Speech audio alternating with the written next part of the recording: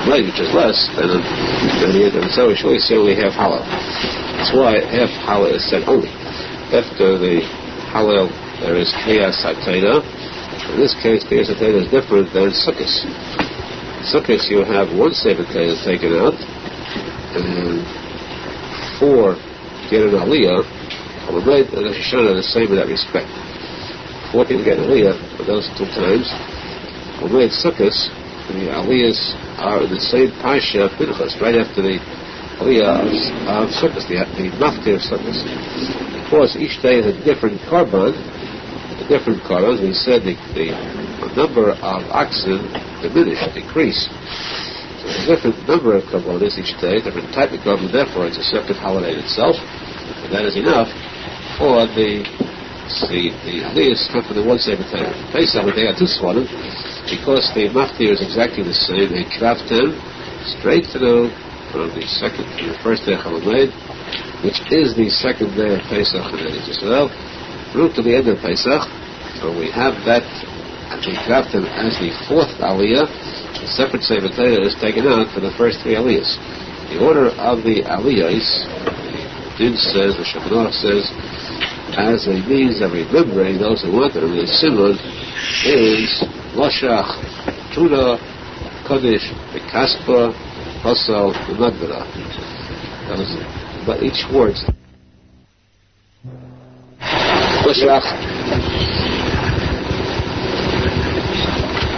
Moshach Tuna, the first Moshach is Mishchul Tchulachem. Mishchul Tchulachem. That's in the Parshas play. Tuna is Shoy Chesed Vayez. Tuna Shoy Chesed Vayez. Kodesh is Kadesh Kamacher. Kasper Keset Tal Ve'es Ami. Hosal Solacha. Magdala Vidbasina.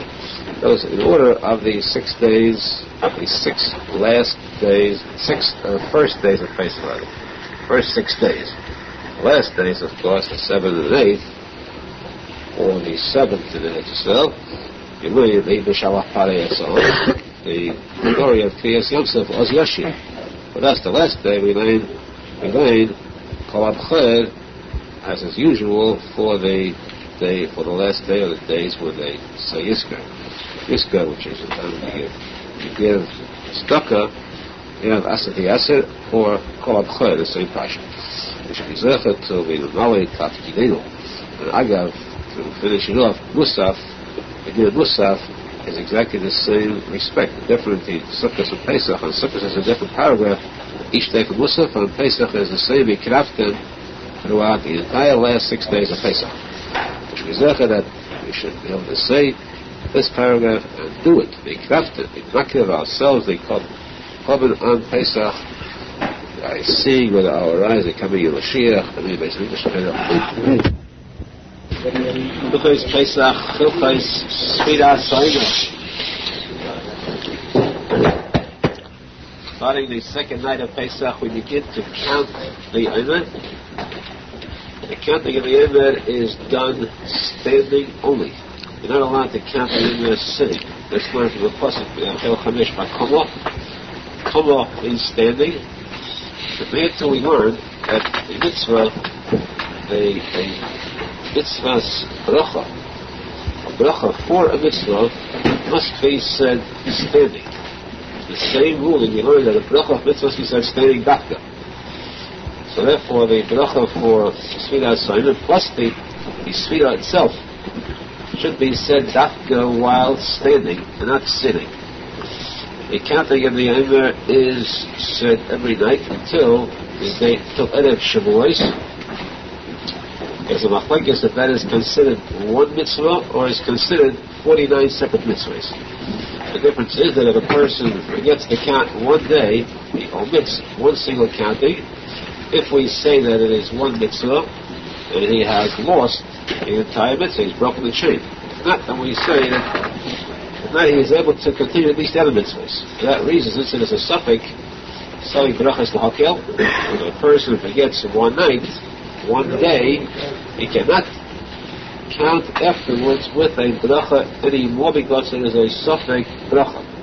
However, since there is also a suffix and it is separate mitzvahs, he should not abstain from counting the rest of the nights, even if he forgot. It is permissible according to the Ramah, according to Mechaber, to the Rav of Aharon, for a person who wants to count is afraid that he may forget. He's afraid he might forget he wants the mitzvah in its entirety. And he davens in a minyan that does not really conform to halacha, because a real minyan in counting the should be after dark, not before dark, not by the shamoshos, not by the shkia. The real mitzvah of counting the minyan is balayla, at night after dark. But if he davens a minyan davens before dark, he might forget later on, he is allowed to count with them without a bracha, and to state the finish. If I shall forget later, I'm Yetzer now with this counting. If I will not forget later, this counting is null and void, and I am still permitted to count later on with a bracha. This is permissible according to the Chavruta and the Achronim bring this to halacha. However, it is naturally best, that a person accustoms himself to daven tefillah b'tzibur in a minyan that davens bismana on time. Ikar is tefillah b'tzibur and davening on time, and to count the emer precisely when it is necessary, especially during Chol HaMoed. The person is to keep the Yom Tov properly. Chol HaMoed is a Yom Tov, a major Yom Tov. And therefore, on Chol HaMoed there is an absolute din, the Zohar Kodesh, and it is usher, the tachlit, for any Jew to put on tefillin on Chol HaMoed. In fact, the Zohar Kodesh says there is a chiyuv misa, as we show. It is forbidden strictly to put on tefillin on Chol HaMoed. There is a din among the Rishonim who say that it is a custom to put on tefillin on Chol HaMoed without a bracha, but the fact that these posek would not have said that if they had seen the Zohar Kodesh. They base it on the Rishonim who never saw the Zohar Kodesh, who would never dream of going against Hashem and Arizal. Therefore, ashrei to those who follow the minhag of the Zohar Kodesh, the Shulchan itself, the Mechaber, all these Sfardim follow that, ashrei lahem, and even among the Misnagdim, the kiruv, the going ahead, states very emphatically that not only according to Kabbalah, but even according to Halacha, according to the Gemara itself, the Arizal, who is the greatest authority on Gemara, says, according to Gemara too, tefillin should not be put on Chol HaMoed. Instead, a person should wear the crown of Hashem himself, which means to go dressed like Yom Tov, show respect for Chol HaMoed as for a Yom Tov. We should be zecher that Chol HaMoed should become a major Yom Tov. This should become a day of the Yerushalmi. Amen.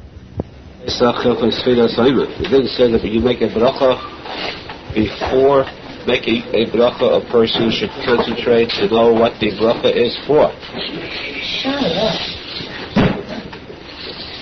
To know what the bracha is about, to be chavin, to have kavana, at least, to whom he say the bracha, and what the bracha is. In this case, the special din by Sfiras Ha'imah. Again, of course, the din says that a person should know what the bracha is for, meaning exactly what day of the Ember it is. Before starting the bracha, you should have in mind what number he's going to count. If, however, if he did not know what number he was going to say at all, he had no idea whatsoever, he just figured he would listen to the others as they went along. So he said the bracha without any knowledge at all of the day, and then he followed them, the others, in counting the number. For instance, there was a fourth day. He said the bracha without knowing whether it was the third, fourth, or fifth. And then, when he heard them say Arba Yomim, he followed them. He is Yetzer B'diavad. Not only that, furthermore, if a person says a bracha with the thought that it is the third day, then he realizes afterwards that it's the fourth day, he could, though his mind, his kavanah was for the third day, his kavanah does not spoil the bracha. It says afterwards the fourth day he is Yetzer with that bracha that he said. Moreover, if it was the fourth day and he said Hayim Shleisha Yom L'Layla, he said Shleisha, and then immediately he corrected and said Abba, he is Yetzer. That, of course, is a standard rule in all brachas, Sochos brachas. In this case, though, if he reminded himself immediately, he is Yetzer. And if there was a hefsek, then he has to say the bracha over again. This one case is not Yetzer with the bracha. Otherwise, if there was no hefsek enough, then he is Yetzer with that bracha, he corrected himself with a day. The Chatchila, of course, it is best that a person should always have kavanah by any kind of brachas, whether it's birkas mitzvahs, birkas hanenin. Each bracha, these brachas are extraordinary kedusha.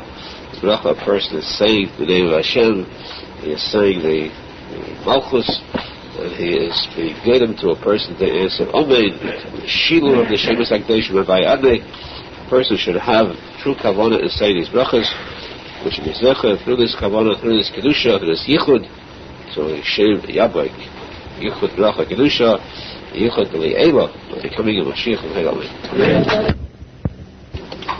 Yisur Chag Pesach, we'll just use today for the last day of sort of Pesach Halachos, and then should we go back to Hilchos Shabbos. The dinner that are together from Pesach till Shavuos refers to the counting of the Eimer. We've had a dinner about how the counting of the Eimer is done, but also these days are days of mourning. We mourn remembrance of the passing, the estalkas of the Akiva's 24,000 Talmidim who died during these days. There are different minhagim as far as the Avelis in these days are concerned. Hagim are due to machlekes Meforshim in what actually occurred. The Gemara says that the 24,000 Talmidim died between Pesach and Shavuos. We don't follow that Gemara as far as reference to this din. We take the Medrash which says that the Talmidim died between Pesach and Preis Hatzeres, which means 15 days before Shavuos. If you subtract 15 from 49, you have 34. This is the day of the Beis Yosef, the Chaber, but this is the one that the Sfardim follow. Subtracting 15 days from 49, because they started the second day of Pesach, the first day everyone had the Seder, the second day when it began, that's when the plague broke out. You have 34 days, the Mikzah Sirti Kulei. So in other words, it means that on the 34th day is when the Avelis stops, when you're allowed to have weddings, music, haircuts, and so on. Simchas. Which means, therefore, according to the Sfardim, that even on Lag B'Omer itself, they cannot have any haircuts or weddings. You have to wait until the 34th day, according to the Mechaber, until the 34th day itself in the morning. Part of the day is equal to a whole day. So the 34th day, the day after Lag B'Omer, in the morning, that's when they could make haircuts and so on. Unless, of course, this year it comes out on Friday, Erev Shabbos Kodesh, then they are naked because the covered Shabbos Kodesh double, so they're allowed. Ordinarily, they wait until the day after Lag B'Omer. According to the Ramah, according to our minhag, we hold that, we say that 33 days, not 34, was the plague. Therefore, on Lag B'Omer itself, it becomes a void. 33 days, part of the day, so Lag B'Omer in the morning is when the Easter falls away. Which means, of course, that there is no wedding or haircut allowed on the evening before Lag B'Omer, according to this. So that means that weddings on even Lag B'Omer cannot be done, and most places can hold with this. Very few, very difficult to find one that holds is permissible. One is the Balatanya. Rav Nachman says that you could make weddings headed Lag B'Omer, after dark, the night Lag B'Omer itself. And if you find a head there, of course, people jump at it, leap at it. Especially if you have to get married, then surely it's accepted. As far as haircuts are concerned, that's difficult to find a head for that. So haircuts, at least, the person should wait till Lag B'Omer itself. That's for one day. The second day of the Chelik Yom, it says that the Talmidim of the Akiva died 33 days. Why?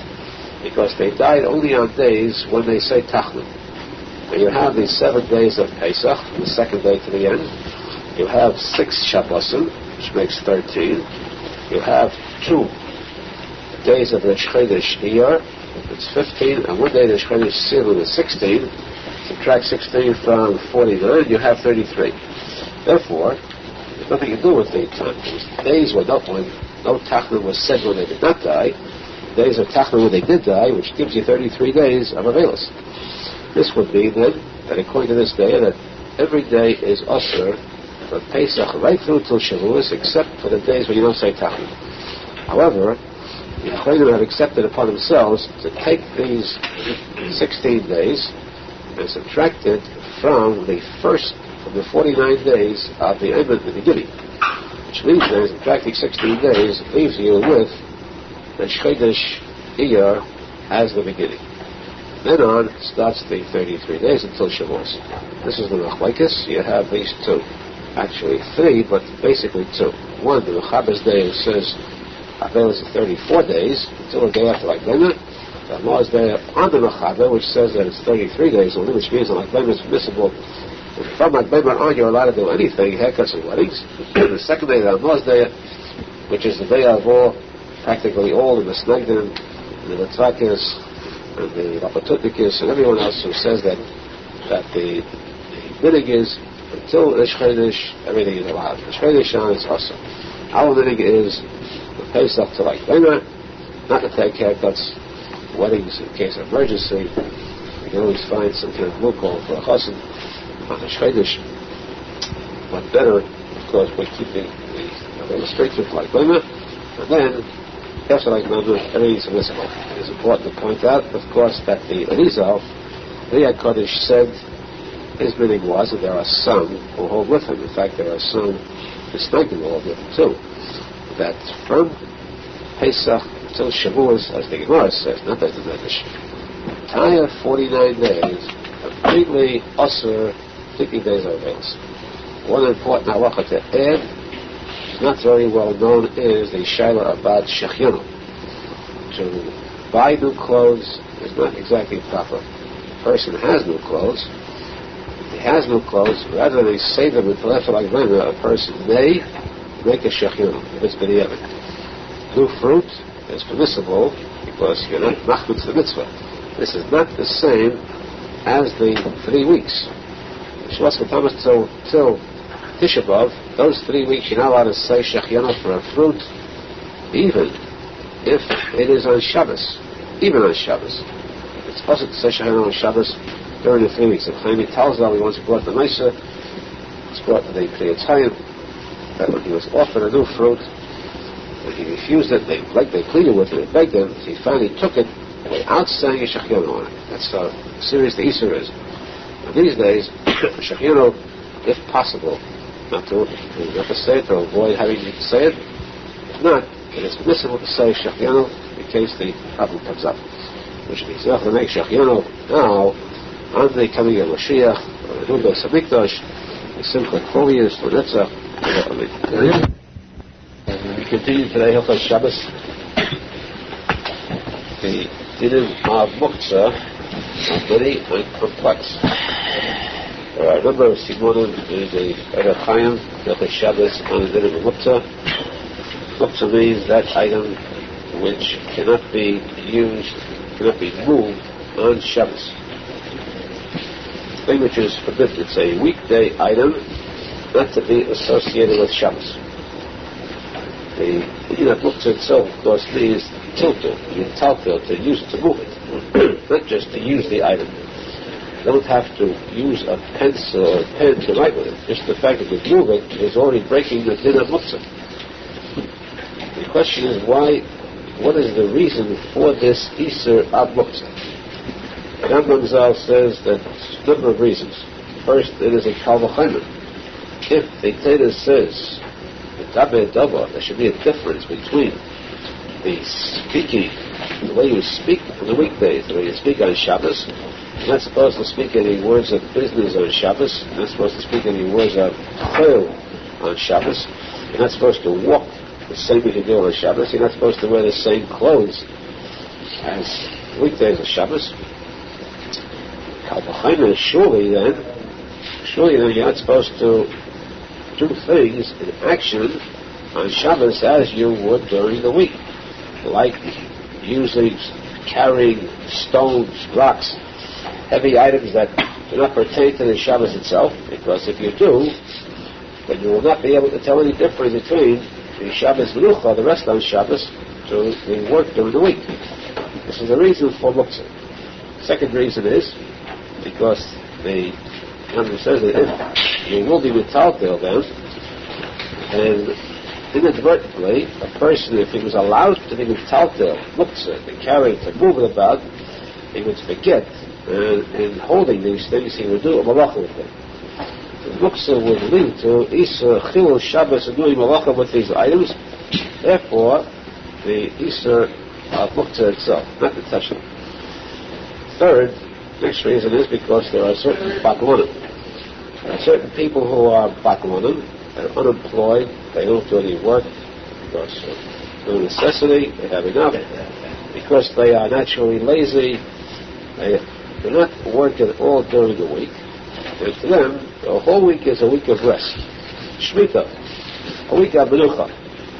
If we would allow the tilting of Muktzah, then how would this person ever know the difference between Shabbos and weekdays? During the week he rests, maybe relaxes, does nothing. He's metal to Muktzah. If he's allowed on Shabbos to have the same things, resting without Muktzah, he can never see or feel a difference. This way, the fact that we forbid him to touch, to use, to hold certain things, to move them, there is a marked, distinct difference even for a batlan. The biggest batlan knows that he's sitting on Shabbos, he can't touch certain items that are Muktzah, items that are forbidden. So even he feels too a difference, a kedusha of Shabbos page. The Arizal says it's another reason for Muktzah. Muktzah itself, he said, would not be so much posek. Would not forbid Muktzah to hold the handle, to move about things that are not to be used on Shabbos, except that there is a geder, there is a fence. Isur is a fence to avoid a stricter, a more severe malacha. This fence is for the sake of Hatzor. And it says if we would allow a person to carry items, to handle items that are Muktzah, that pertain to weekdays, he would truly forget and walk outside the thing. He'd walk out of the house with these items. Now that a person cannot handle them, he cannot move them about, he knows that they are forbidden. So there will be no way, knowing it's forbidden, to be careful of what he has with him and what he holds, and even an item which is not Muktzah too, to watch himself where you see that he doesn't have it with him when he walks outside. It's a reminder. If he didn't have this reminder, if he had already allowed to hold the handle, it could lead to Isur Haitzor, Chazashon forget the Isur Haitzor. And it says this is the reason for Muktzah. There are a number of kinds of Muktzah, different kinds of Muktzah besides the dinner involved. Take that up further. Meanwhile, we should be Zoicher, be Emes, be Shemnei Shabbos B'Tachlis, be Zechet, be Geducha, Shalosem Bavly, Heya Oli. Shabbos, Linei, Muktzah. Minimum of Muktzah and Shabbos.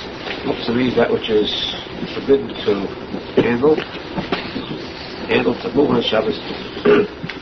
This is an item, the rule of Muktzah B'Chlal, general absolute rule is that the item of Muktzah was Muktzah just as Shabbos began. If it became Muktzah after Shabbos began, it was not considered Muktzah. But at the time it was Muktzah, and it's not Muktzah now. There are 6 kinds of Muktzah. One is called Muktzah Machmas Yisor and Kis. It means that it's Muktzah because of the fact that it is a precious item he's very careful about. He takes great care, he keeps it covered or hidden. For example, a delicate knife that's used, the halach used for shechita, or a knife used for a bris, where they're very careful it shouldn't become public, defected. So this thing is a special kind of Muktzah, though it's a knife that could be used if necessary. And if he had no mind to use it for food, he wouldn't, because this is too precious for it. It's only for a thing which is usher. Therefore, unless, of course, if a knife is first that day, it's mutter. Ordinarily, this is a knife that is an item which is not used on Shabbos. This is one kind of muktzah. Second kind of muktzah is muktzah Nachman's gufay itself. It is itself an item of muktzah, which means that it's not a keli, it's not a utensil of any kind, it's not a food of any kind. For example, money. Money is not an article which you can use as you can't wield it as a utensil. It's not something you can eat, or stones, or logs, or earth, or a dead body. Or even a living body, animals. They're all items that are muktzah, and they are usher to be handled, even if they're in a place where you need that spot. There are certain cases of muktzah, if the item where the muktzah is, you don't need the muktzah, but the spot where the muktzah is lying, you need that spot right now for use. You have to eat. You need a table there. If this muktzah is in the way, you're allowed to take that muktzah, pick it up, and move it away. In the case of muktzah mawasatzmai, all these items are so muktzah they can't even be moved at all, even if you need a place for where they are lying. You need them for themselves in certain cases. The third case is an item which is made for a keli which is used for Isur only, a pen used to write, but nothing to do with it, use it for Isur, a shovel to dig with. Those are items of machter. Machter the Isur, that's muktzah. The fourth is an item which is in itself perfectly usable as a keli, nothing muktzah about it, it can be used on Shabbos, but becomes a posek of davar ha'asur, which means that on this article is standing a line, something which itself is muktzah. This becomes a base for that muktzah item. It becomes muktzah for Shabbos. That is, if the muktzah was there, Shabbos began. If the muktzah item fell on something on Shabbos, the item is not muktzah at all. It must be muktzah only when Shabbos began. Fifth is the item which was attached to the ground, growing.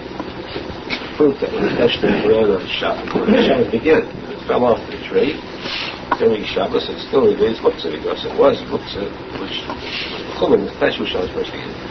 Sixth is muktzah nachos mitzvah. Just was used as mitzvah, for example, the oil of the sukkah, which is muktzah. These are the 6 kinds of muktzah. There are different rules involving each one. We'll try to take a look as we go along. We should be zecher to hachana. The opposite of hachana is preparation for mitzvahs. Prepare ourselves to zecher with this to see how we have to be as good as safe to Okay, Shabbos, just a short word. The thing is that we're speaking about the din of muktzah. You're not allowed to handle items that are muktzah. There is a misconception on the part of some people that if an item is very light, it's not muktzah. What is a small rock? Or what is wrong with holding a tool, a screwdriver? It's nothing. Yet, of course, these are muktzah nachmas isur. It's made for malacha that's also on Shabbos. But the chiddush is that those things that are not also because of Isur, those things that are permissible, for example, a table that you have to use, a table that is very heavy oak, extremely heavyweight, it takes 3 or 4 feet to lift it, is permissible to handle, to move on Shabbos. If you need room for a kiddush in your home, and you have a heavyweight grand piano there, you're allowed to move this heavyweight grand piano to make room for the table. So we see that muktzah does not mean moving something which is heavy. It means only that which is forbidden is also. That which is permissible is allowed. We take time out now for a moment to add to this separate topic. We are fortunate today in having with us the illustrious family of the Hegel family, the Yortzeit of Rav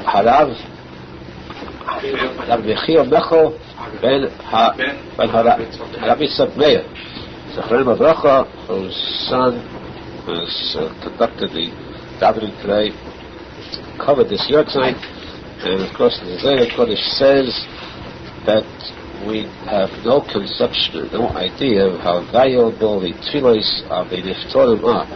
those that passed away who are in Gan Eden, their tefillah for us are so precious that in one tefillah they can accomplish more than we could in a whole lifetime, or at least in a year's time. And when something is done here on their behalf, it arouses them there to daven for us.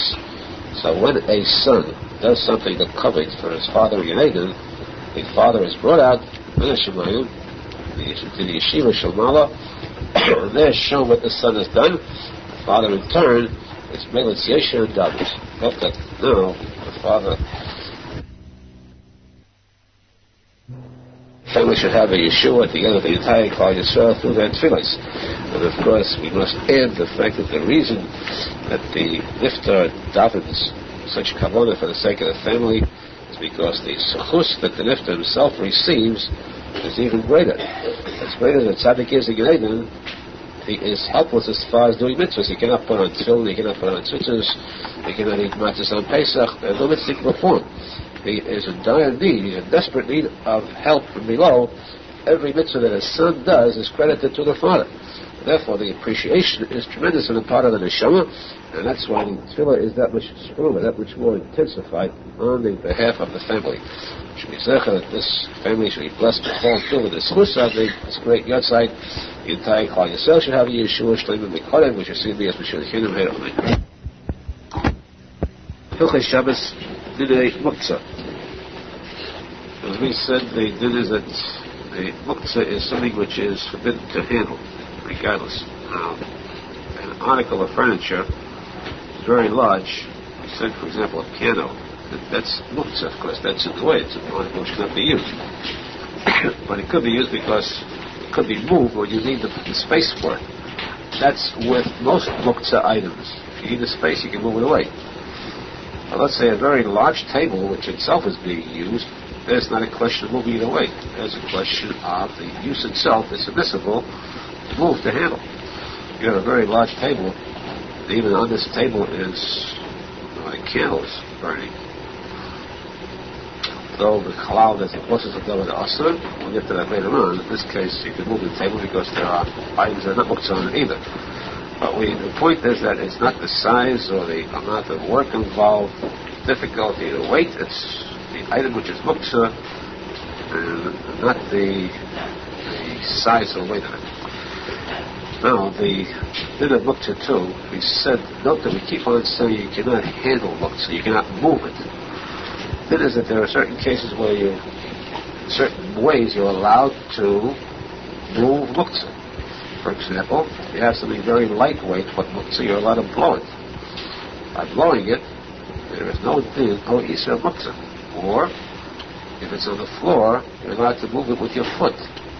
Muktzah, handling, moving, is only with your hand. Which means, beyond the use of the hand, could be the elbow. Move it, shove it with your elbow. It's on the table, move it over. There's money on the table. Move it over with your elbow. Or it's on the floor, push it with your foot. That is permissible. Of course, if necessary, you can't just play with it. Necessary to move it, you're allowed to. In addition, the Chiddush, the Chaber and the Mo, both repeat the same words, that the Isser of Muktzah is only moving. Kept on saying moving, handling, not touching. There's some people who have the mistaken impression of Muktzah means you're not allowed to touch this on Shabbos. You're not allowed to touch money on Shabbos. You're not allowed to touch a car on Shabbos. The thing is that you are allowed to touch muktzah. You're not allowed to move it. Tiltul of muktzah is awesome. Moving it is awesome. There's only one type of muktzah that is forbidden to touch, and that is something which by touch couldn't be moved. A hanging chandelier, for instance, to touch it lightly could be moved. Or something which doesn't balance well. An egg, for instance. An egg that is muktzah, let's say an egg that was laid today, laid on Shabbos, which is muktzah, that egg cannot be touched because if you move it, it will roll. If you touch it, that is, it will roll. Therefore, these items, which are very delicately balanced, just by touching alone might be moved, not possible, it might be moved, they are also to actually touch also on Shabbos. Otherwise, the thing is a stable base. Then you are allowed to touch muktzah. You're allowed to touch the car. You're allowed to touch anything which is an item which is completely muktzah. Let's say a pen, for instance, could roll. A flat item of muktzah could be touched. There are certain items which should not be touched at all. Say an animal, for instance, which muktzah shouldn't be touched, except in certain cases we'll have later on, or the tree. The tree too should not be touched. It could be touched, of course, but then you have to be careful to be alert enough to know you're not supposed to leave on the tree on Shabbos. We'll get those did them later on too. But basically, again, we point out that muktzah means not handling, moving, touching. Muktzah is we kaddish ourselves, purify ourselves, halacha, look at the sea, the image, the tefillah, the yerida, all our enemies, the saying is no. Arizal says this coming month, the month of Iyar, is a very special, blessed month. Seeing the Mapola, downfall of Syrian Jewish. Iyar is famous, Levi, Yeshuvu, Yeveshu, Noga. Enemies of the Jews shall be shamed and disgraced instantaneously and be destroyed. Amen.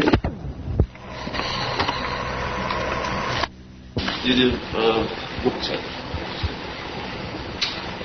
We said there are most items that are used for anything that's usher, and not used for Shabbos, are usher to touch, to handle, that is. When we say touch, of course, we explain thoroughly, you're allowed to touch muktzah, unless it is something that's so delicately balanced that it could move by its touch.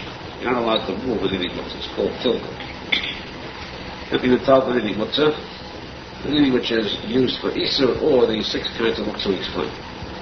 Now, an item which is used for heter, which means it's used on Shabbos, like utensils, food, dishes, pots and pans, that food in the silverware,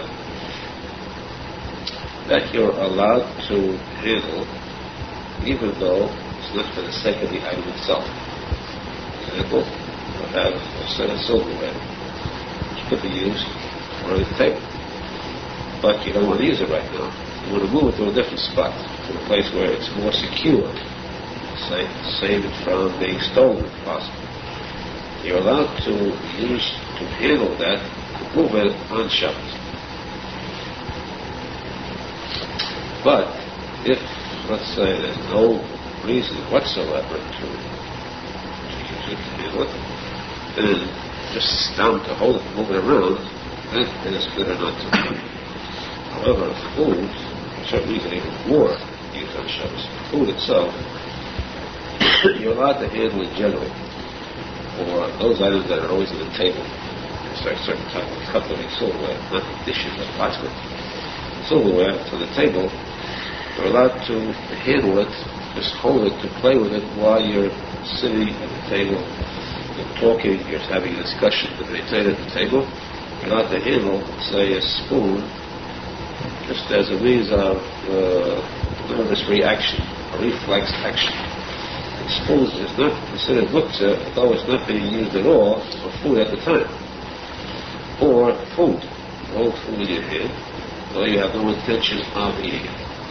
This is the din, Shulchan, where a son will say, Rambam, that if the item is not being used at all, absolutely no reason to have to hold it. Even though it's food, it's a non-muktzah item, still it should not be handled on Shabbos. Not being held for any reason at all, for the sake of Shabbos or for the sake of its use, or anything at all, should not be handled in vain. Because still, at that second, it's an opinion of muktzah. This is one day, and the din is not that strict. Well, it says it's advisable, possible to hold on. This brings back a memory to the past. I attended the Mesifta Tevidas, the first Mesifta Tevidas, that was given to the Mesifta, the day after my bar mitzvah. That time that's a very high citadel of learning. It was in the Sifta the Nikia, it's called. The heavenly yeshiva, because the level of learning was very, very high and very strict. What made it strict? Strict means, in every respect, that you call it tzadik b'lamdim.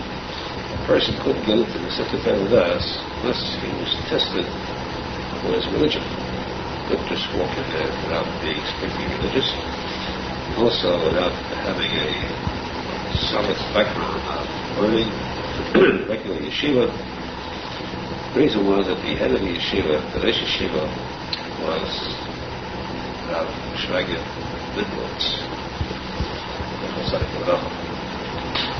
He was held so much in awe, fear and awe by the Talmudim, the best Talmudim, that if he ever looked at a person with his piercing eyes, piercing look, then the person just melted in fear. Say that he turned into a violent to the spot, which a powerful look that he had. And this look, when you look at a tzadik, was just by this one look, would make the person feel a sense of humbleness, and a sense of Yiras Hashem, Yiras Shemayim. Look at this tzadik. Perhaps it's because I was that young at the time. I felt such awe, but it wasn't myself. The whole yeshiva felt the same way. Most of it was the simple fear. Any person, it's not even the exaggeration to say he was glad he had gone into the fire. Not glad he, but before going into the fire, rather than to be called into the office by the Rosh Yeshiva, it was too much to go to the purpose for the office that meant to seal, like being sentenced to fires at the end, which are much worse than fires on earth. Anything but that. The strictness was such, very strict, but at the same time, he showed the Aharon to the Talmudim, and very rarely, it happened twice, I recall, in my stay when he was assistant, that he came into a class and took over and gave the share. This wasn't this part of the yeshiva. They stood just with regular classes. Of course, the regular classes did. All back then, were higher than today's esteemed classes, preludes. Of course, they learning them with a tremendously stricter dialogue. Now, I do recall, of course, the outstanding part, most probably, is the fact that 90 years just before I left the system, I discovered the fact that he was, at first hiddenly, and then openly, a very intense person of the Chassidut. This was so rare, it was so shocking as there were no rest of us in America at the time. I discovered one, because the time my fellowship started to work on rounding up rest of our singing and spreading in America, this was already after the Stalkers. The good lowest Stalik, otherwise, nationally, it was a very strong force developing rest of Chassidus in America. And I recall his statement, his son-in-law, the Yeshiva in Yerushalmi, once said that he stated this as a Akita, Shaila, that he would be lost, stranded in a desert island, have to be sent to a desert island for life. What's for him? Would he take the walk? He had a choice of three swords. That invitation is for one of the three swords that put the answers. It's the combination of the put my own and the put the halachas and his own. This he could live. So, I recall though, this point. This remains indelibly impressed in my mind. One day I came into my class. This was the second year I was there. Second year I was there for a half year. I read the next class. This was the third year of Secretary of Das, which is going today to about the 43rd year. He came in and he sat down and said he was share in Halacha. Halacha oneself is Shabbos, is muktzah. He spoke with such intensity, such feeling, deep feeling, such Yerushalmi, that I felt myself and everyone else became filled with a powerful Yerushalmi. Well, at that age, a little bit of sins came in, but less sins. The greater the tzadik, the more he feels the few sins that he does. Why we should feel our worst sin as badly, as hurt as much as the slightest begun hurts a tzadik. The feeling of Teshuva had overcame us everyone.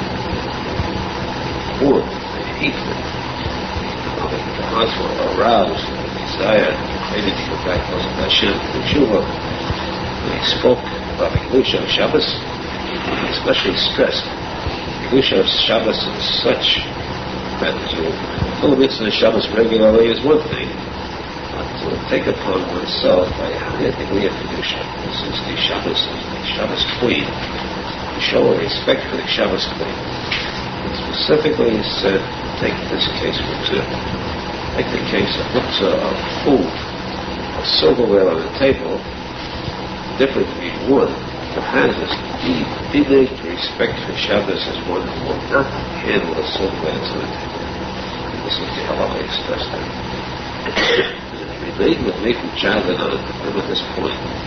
This is a symbol of one's respect for Shabbos Kodesh. Symbol of one's degree of showing Yerushalmi, Yidus coming for Shabbos Kodesh Hashem. Again, I said that in Halacha L'maaseh, if you're asked, we can never state this as an issue. It's not also to handle food or silverware on Shabbos, even though it's not needed, because it's not considered what's all he did. However, I said there are posek, so the Rambam said that too. Shulchan wants to advise us, so again, us to advise us that if possible, it's better for a person to be purer, really higher tzadik kedusha, by not handling this fluency. I got, by the way, off topic, but today there is a very high shiva in Thailand, let's say, called Shiva's base Shragim. That's the Shiva named after Menachem Mendel Schneerson. Rosh Shiva, that's Rosenfeld, that's Shulchan. That's the Shiva, it's a big noise in its own right. It's one of the best, if not the best, Talmud Bavly, Arizal. He is the Rosh Shiva in the today. In fact, that reason I second, but the one was second. The name of the yeshiva, I once said, my own son, it's really to learn there for a while.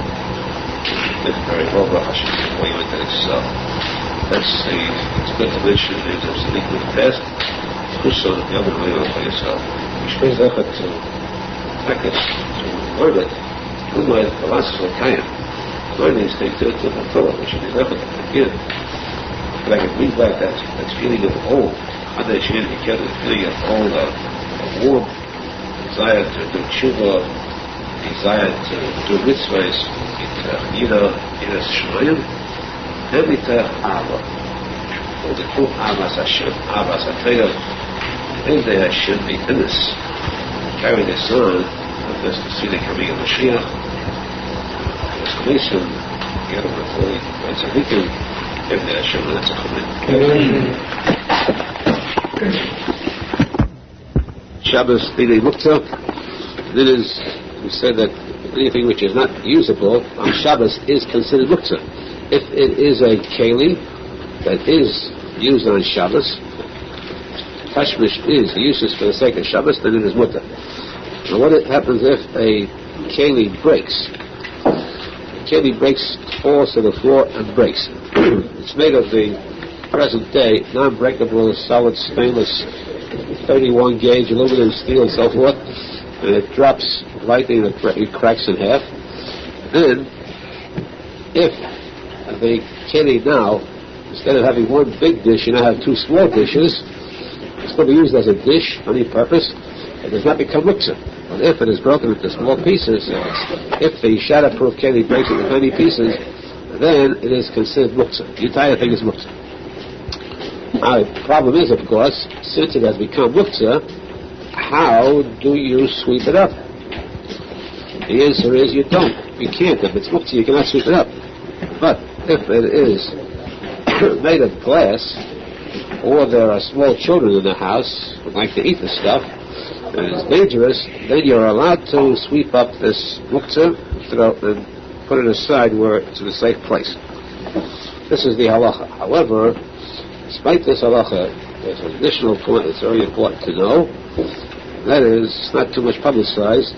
Try to keep this a secret. And that is, as it says, every gallery what it's doing.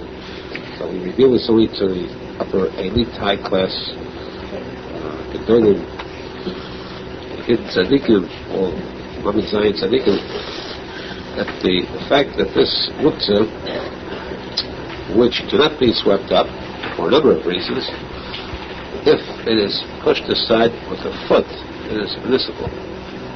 Brush it aside with your foot. You can't take it with your hands to pick it up, to collect it, put it aside, but with your foot you are allowed to. And I've seen cases where it broke and they left it lying there. They were helpless. But the fact is you're allowed to push it aside. Your foot goes to do this, there's palachayad. Achayad means behind the hand which comes the foot. Four foot is the hand, and behind that is the foot. Palachayad, you're allowed to clean it up with the feet. This is permissible, even though it is definitely muktzah and unusable. We should be zocher to retire and kaddish ourselves, chol ha'evodim, chol ha'gidim, make ourselves become a living sefer Torah, and be zocher that we go stand in the Shabbos the muktzah. Anything which is unusable on Shabbos is considered muktzah. Therefore, the Shabbos is with food. Is there a food that's considered muktzah? And then is that meat which cannot be eaten is muktzah. For example, raw meat. The shaila would be with raw meat if it would be awesome. Now, raw meat cannot be eaten, but on the other hand, it is edible because there are some people who enjoy raw meat, who like meat either very rare or even that can't eat mamish raw meat. So we have machlokes in this. Since it is edible, raw meat by many people, therefore it should not be considered muktzah. According to the Magen Avraham, he says that this case of raw meat being edible, that's only by chicken, by fowl, but not animal meat. Nobody, he says, would eat a piece of steak raw. Last night's wedding, you would have seen that there are people who eat real rare raw. But the Taz says that animal meat, beef steak, especially prime rib steak, rare. That there are people who would eat it, normal people who would eat that raw too. And with this, the Eliyahu Rabba and the Giro, the building Arizal concur. They agree that this is edible. Therefore, they say, the Taz say, that this raw meat is not considered muktzah because it is edible on Shabbos. The Shemur says that B'shas had chak, so we consider this meat edible and you're allowed to handle it on Shabbos. Of course, we point out, Agav, by the way, a second halacha. Well, how do you call this edible? Raw meat would mean meat that was, because nowadays all raw meat bought from a butcher is already salted. There's no problem with kashrus. But previously, in the old days, that goes way back to about 20 years ago, when there was no such thing as butchers salting meat. This was done by every housewife, each private home for their own salting. So naturally, when we speak about raw meat, we're talking about meat that was not salted yet. You are not allowed to salt meat on Shabbos. So how can you say this meat is edible? The answer is that meat, raw meat, with the blood in it, is kosher. The blood of raw meat is kosher if that blood is eaten together with the meat. But once that blood is extracted from the meat, then the blood becomes treif. Therefore, if you take raw meat, do not salt it, put it into a pot and cook it, what happens then? The meat comes out of the blood comes out of the meat, the process of cooking, it is then reabsorbed by the meat. Once the blood has been extracted, it became treif. Then reabsorbed makes the meat treif, and therefore you cannot cook meat without salting it first. But if it is raw, and the blood does not come out from the meat, as it does by cooking, when you eat that meat and blood together, when you eat it, it is very tasty and kosher. For those, of course, who have that cannibalistic instinct, they eat raw meat. But it is kosher as far as Dam is concerned. Therefore, hence, we said, according to most poskim, raw meat, if necessary, is an item that could be handled mitotel on Shabbos Kodesh, which means zechet to the true Zahidus, Azizus, the mitzvah Shabbos Kodesh, was always in the Torah, and that's supposed to see the B.S. Sitting made on it.